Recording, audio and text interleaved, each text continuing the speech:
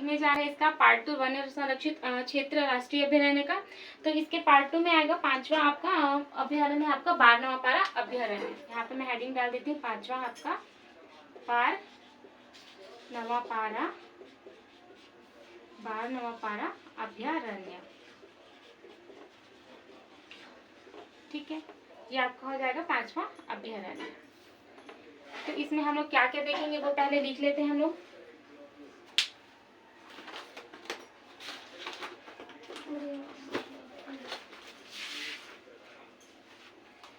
सबसे पहले हम लोग देखेंगे इसमें जिला, इसका देखेंगे जिला, है ना। इसका स्थापना कब हुआ, क्षेत्रफल, क्षेत्रफल के बाद हम लोग देखेंगे इसका नामकरण कैसे हुआ,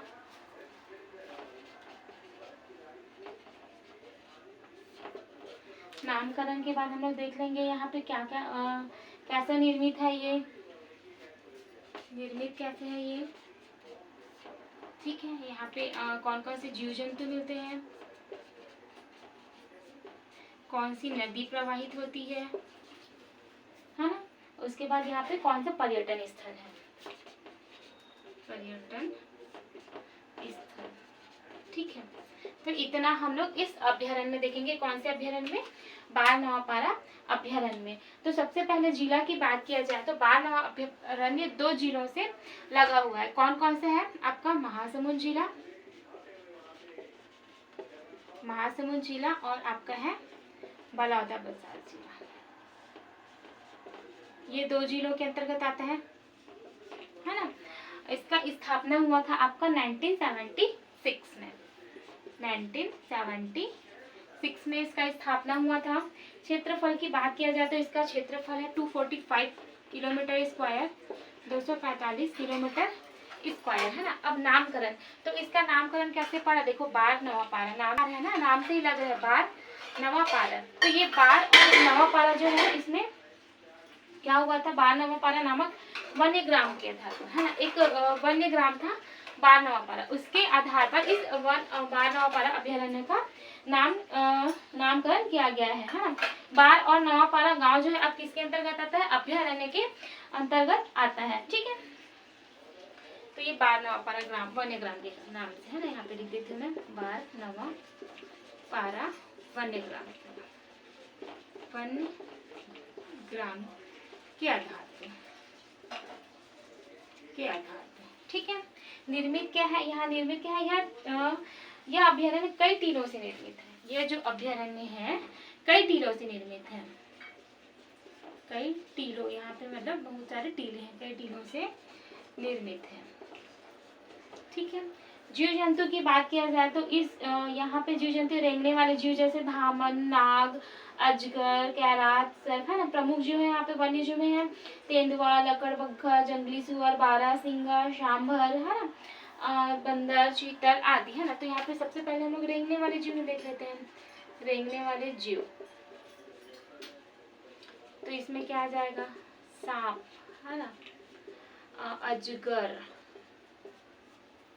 करैत, है ना, धामन, नाग आदि, ये रेंगने वाले जीव है। इसके अतिरिक्त यहाँ पे आपको मिलता है वन्य जीव में तेंदुआ, लकड़बग्घा, जंगली सुअर, तेंदुआ, लकड़बग्घा, जंगली सुअर। ठीक है, फिर हम लोग नदी की बात किया जाए तो यहाँ बलमदेही नदी इस अभयारण्य से प्रवाहित होती है, इस अभयारण्य से होकर प्रवाहित होती है। यहाँ पे वो 7 देवधारा जलप्रपात है, जिसमें 7 देवधारा जलप्रपात है। बलमदेही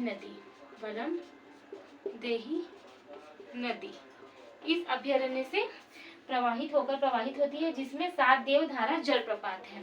जिसमें क्या है, 7 देवधारा जलप्रपात, ये बहुत फेमस है, आप सबने सुना ही होगा 7 देवधारा जलप्रपात, और हम लोग पढ़े भी है 7 देवधारा जलप्रपात को, है ना। तो ये इम्पोर्टेंट है, याद रखना ये कौन से अभ्यारण्य में है? बारनवापारा अभ्यारण्य में। कौन सी नदी है? बरमदेही नदी पर। कौन सा देवधारा है ये? 7 देवधारा जलप्रपात। और पर्यटन स्थल की बात किया जाता है, यहाँ तुरतुरिया आश्रम है। तुरतुरिया आश्रम जिसको हम लोग लव कुश की जन्मस्थली के नाम से भी जानते हैं। तो यहाँ पे मैं लिख देती हूँ पर्यटन स्थल में तुरतुरिया आश्रम।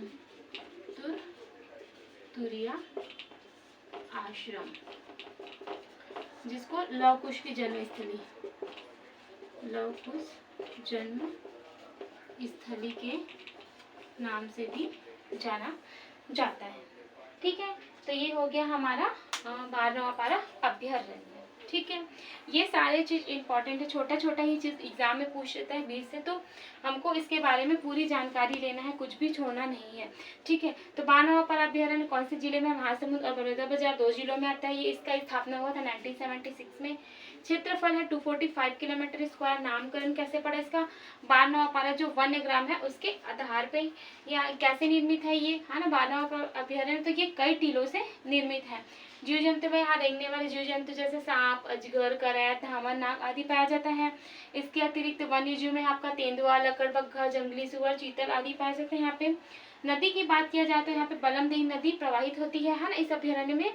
और यहाँ पे इसी नदी पे क्या है? 7 देवधारा जलप्रपात है ना। पर्यटन स्थल की बात किया जाए तो यहाँ पे तुरतुरिया आश्रम स्थित है जो कि लव कुश का जन्म स्थली है। तो ये हमारा बारनवापारा अभ्यारण्य कंप्लीट हो गया। अब हम लोग आगे देखते हैं उदंती अभ्यारण्य।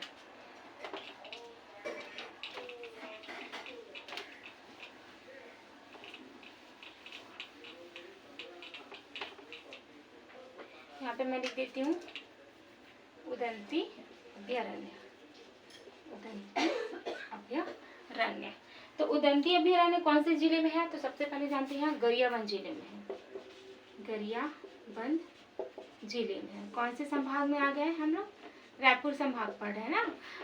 आपका इसके पहले जो हम लोग पढ़े थे बारनवापारा अभ्यारण्य और ये उदंती अभ्यारण्य, 2 अभ्यारण्य किसमें? रायपुर संभाग में आता है। ठीक है, तो ये कौन से उदंती अभ्यारण्य कौन से जिले में है? गरियाबंद जिले में है आपका। इसका स्थापना हुआ था 1983 में, 1983 में, है ना। और इसकी क्षेत्रफल की बात किया जाए तो यह है 230 किलोमीटर स्क्वायर, 230 किलोमीटर स्क्वायर। ठीक है, अब हम लोग देखते हैं यहाँ पे जीव जंतु। तो कौन कौन से जीव जंतु यहाँ पे पाया जाता है? जीव जंतु, तो जीव जंतु की बात किया जाए तो यहाँ पे है आपका की बात किया जाए उदंती अभ्यारण्य में है तो यहाँ का प्रमुख जीव है आपका सर्वाधिक मात्रा में मिलने वाला वन भैंसा एवं मोर, है ना। वन भैंसा और मोर आ जाएगा यहाँ के प्रमुख जीव में। वन भैंसा एवं मोर, है ना, ये इसके प्रमुख जीव हो गए, है ना। इसके अतिरिक्त अन्य जीवों में है आपका काला तेंदुआ, मूसक हिरन, लकड़बग्घा आदि, है ना। इसके अतिरिक्त आपका आ जाएगा लोमड़ी, जंगली कुत्ता आदि, है ना। ये सब यहाँ के वन्य जीव है। अब उसके बाद हम लोग बात करते हैं नदी की, है ना। तो यहाँ पे कौन सी नदी प्रवाहित होती है? यहाँ पे आपकी उदंती नदी, है ना। उदंती नदी प्रवाहित होती है यहाँ पे, उदंती नदी, है ना, यहाँ पे प्रवाहित होती है, जिसमें गोदना जलप्रपात स्थित है। कौन क्या है यहाँ पे? गोदना जलप्रपात स्थित है। गोदना जलप्रपात है यहाँ पे, इसको याद रखना, ये मेन है, इसका है। कौन से जलप्रपात है यहाँ पे? गोदना जलप्रपात स्थित है। ठीक है, इसका नामकरण, तो नामकरण किस पे हुआ? ये प्रवाहित होने वाली उदंती नदी के नाम पे ही, उदंती नदी के नाम पे ही इसका क्या हुआ है? नामकरण हुआ है, हाँ।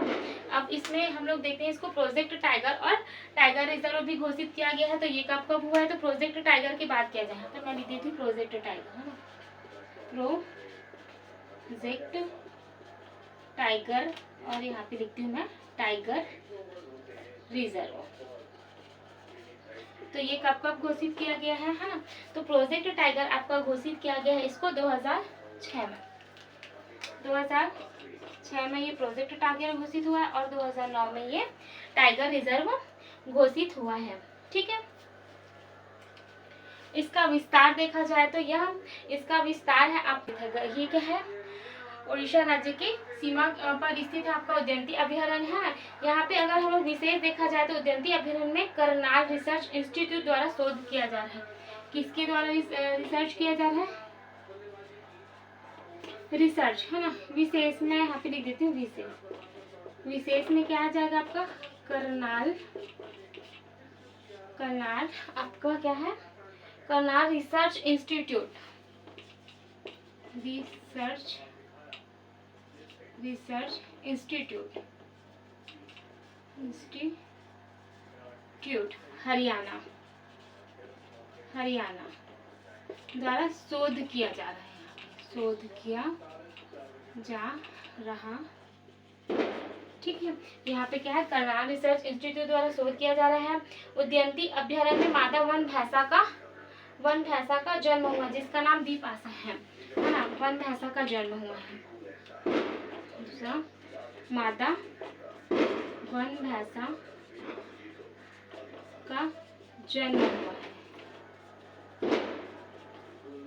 जिसका नाम क्या है? दीप आशा। हाँ, ये भी इम्पोर्टेंट है आपका, है ना। उदयंती अभयारण्य में एक मादा वन भैंसा का जन्म हुआ, जिसका नाम क्या है? दीप आशा है ना। फिर एक और है इसका, 1983 में वन भैंसा के संरक्षण एवं संवर्धन हेतु उदयंती अभयारण्य पामेड़ एवं भैरवगढ़ अभयारण्य स्थापित किया गया। ये वन भैंसा के संरक्षण एवं संवर्धन के लिए इसको उदयंती अभयारण्य को स्थापित किया गया है ना। तो ये आपका उदयंती अभयारण्य कंप्लीट हो गया। क्या क्या है यहाँ पे देख लेते हैं हम लोग। उदयंती अभयारण्य कहाँ है? गरियाबंद जिले में है। इसका स्थापना हुआ था 1983 में। क्षेत्रफल की बात किया जाए तो इसका क्षेत्रफल है 230 किलोमीटर स्क्वायर, है ना। जो जंतु यहाँ पे पाया जाता है आपका वन भैंसा एवं मोर, ये प्रमुख है आपका, है ना। ये आपका मुख्य है यहाँ पे। इसके अतिरिक्त आपका काला तेंदुआ, मूषक, हिरन, लकड़बग्घा, है ना, जंगली कुत्ता, लोमड़ी आदि पाया जाता है। नदी की बात किया जाए तो इस अभयारण्य में उदयंती नदी बहती है ना। उदयंती नदी में ही एक जलप्रपात है, जिसका नाम क्या है? गोदना जलप्रपात है। नामकरण की बात किया जाए तो इसका नामकरण उदयंती नदी के नाम पर ही हुआ है। ठीक है, और उसके बाद हम लोग देखते हैं प्रोजेक्ट टाइगर और टाइगर रिजर्व। तो इसको प्रोजेक्ट टाइगर कब घोषित किया गया था? 2006 में। और टाइगर रिजर्व कब घोषित किया गया था आपका? 2009 में, है ना। इसको सीता नदी के साथ घोषित किया गया था।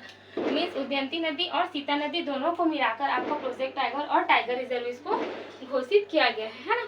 इसके विशेष में आपका करनाल इंस्टीट्यूट द्वारा इसका शोध किया जाता है। करनाल रिसर्च इंस्टीट्यूट हरियाणा द्वारा यहाँ पे शोध, राज्य की सीमा पर ये स्थित है। ठीक है, तो ये आपका हो गया आपका उदयंती अभयारण्य।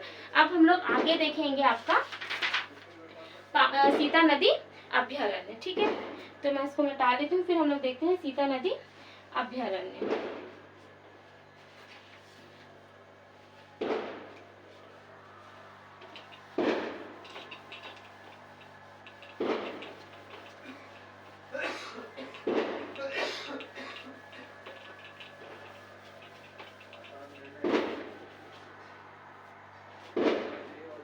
यहाँ पे मैं लिख देती हूँ सीता नदी अभयारण्य।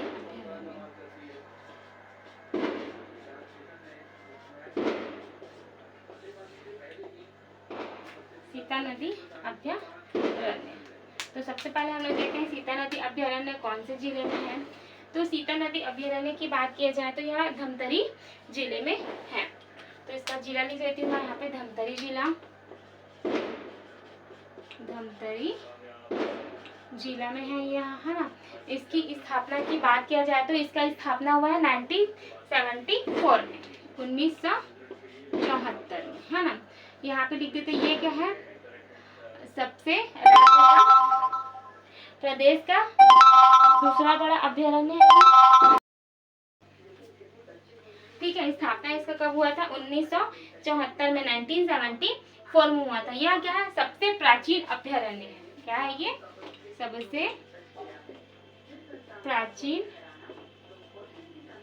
अभयारण्य है। ठीक है, क्षेत्रफल की बात किया जाए तो इसका क्षेत्र है 559 किलोमीटर स्क्वायर, 559 किलोमीटर स्क्वायर, है ना। यहाँ पे जंगली जीव जंतु की हम लोग बात किया जाए तो इस अभ्यारण्य में तेंदुआ सर्वाधिक संख्या में मिलता है। इसके अतिरिक्त यहाँ पे बारहसिंगा, बंदर और नीलगाय भी है। तेंदुआ सर्वाधिक, इसके अतिरिक्त यहाँ पे बारहसिंगा है ना, बंदर है, बारहसिंगा, बंदर और नीलगाय आदि भी है, और नीलगाय आदि भी है। ठीक है, उसके बाद हम लोग आगे बात करते हैं नदी की। तो इस अभ्यारण्य के मध्य भाग को इस अभ्यारण्य के बीचों बीच क्या सीता नदी प्रवाहित होती है। नदी की बात किया जाता है, कौन से है? सीता नदी। इस अभ्यारण्य के बीचों बीच कौन सी नदी प्रवाहित होती है? आपका सीता नदी प्रवाहित होती है। और इसका नामकरण कैसे हुआ? इसी सीता नदी के नाम पे इसका नामकरण हुआ है। सीता नदी के आधार पे इसका नामकरण हुआ है ना। ये अभी यहाँ पे देखते हैं हम लोग आगे प्रोजेक्ट टाइगर और आपका टाइगर रिजर्व। तो ये भी प्रोजेक्ट टाइगर मैंने उसके पहले आपको बताया था उदयंती अभ्यारण्य में कि सीता नदी के साथ ही उसको प्रोजेक्ट टाइगर घोषित किया गया था। कब?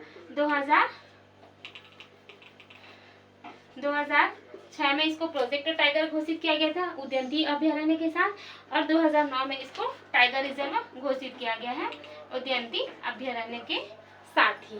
ठीक है, इसके बाद हम लोग देखते हैं यहाँ पे जलाशय की बात करते हैं। तो इस अभ्यारण्य के समीप सोंढूर जलाशय स्थित है ना। मैं यहाँ पे लिख देते हैं जलाशय, यहाँ पे खाली जगह तो यहीं पे डाल दे रही हूँ मैं। जलाशय की बात की जाए यहाँ पे तो क्या है? सोंढूर जलाशय स्थित है यहाँ पे। सोंढूर जलाशय, सोंढूर जलाशय है यहाँ पे। ठीक है, याद रखना इसको। उसके बाद यहाँ पे विशेष में देखते हैं हम लोग समुद्री सतह से इसकी समुद्र सतह से इसकी ऊंचाई लगभग 327 से लगभग 736 किलोमीटर स्क्वायर है। ठीक है, ये हो जाएगा इसका विशेष पॉइंट में हो जाएगा। फिर यहाँ पे वन्य प्राणी सुरक्षा अधिनियम 1972 के पश्चात 1974 में वन्य प्राणी जो अभी वो आया था सुरक्षा अधिनियम में 1972, इसके बाद ही 1974 में इस अभ्यारण्य की स्थापना हुई है। तो ये हो गया आपका सीता नदी अभ्यारण्य। इसका जीरो धमतरी में है। ये स्थापना 1974 में, जो कि सबसे प्राचीन अभ्यारण्य है आपका। क्षेत्रफल की बात किया जाए तो यहाँ पे 559 किलोमीटर स्क्वायर है। जीव जंतु की बात किया जाए तो यहाँ पे प्रमुख सर्वाधिक मात्रा में आपका तेंदुआ है ना मिलता है प्रमुख, और इसके अन्य जो में बारहसिंगा, बंदर और नीलगाय आदि आते हैं। जलाशय की बात की जाए तो यहाँ पे कौन सा जलाशय आपका? सोंढूर जलाशय। नदी कौन सी है? सीता नदी। आपकी नामकरण सीता नदी के नाम के आधार पर ही इसका नाम किया गया सीता नदी अभ्यारण्य। इसको प्रोजेक्ट टाइगर शामिल किया गया था 2006 में, किसके साथ? उदयंती अभ्यारण्य के साथ। और टाइगर रिजर्व भी उदयंती अभ्यारण्य के साथ ही इसको 2009 में शामिल किया गया। ठीक है, और समुद्र इसके विशेष में देखा जाए तो समुद्र सतह से इसकी ऊंचाई कितनी है? 327 से 736 किलोमीटर नहीं है। ये समुद्र सतह से इसकी ऊंचाई की बात किया जाए तो ये 327 से 736 मीटर है ये। ठीक है, इसके आगे का अभ्यारण्य हम लोग नेक्स्ट वीडियो में देखेंगे वन संरक्षित पार्ट 3 में। ठीक है।